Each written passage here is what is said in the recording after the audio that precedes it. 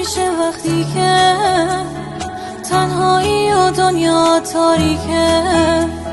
100 ساله میشناسیش انگاری، حس میکنی خیلی دوستش داریش. دلتنگی های دمدمی داره، دور که میشی عجب غمی داره. واسه بریدن از همه دنیا قلب دلیل محکم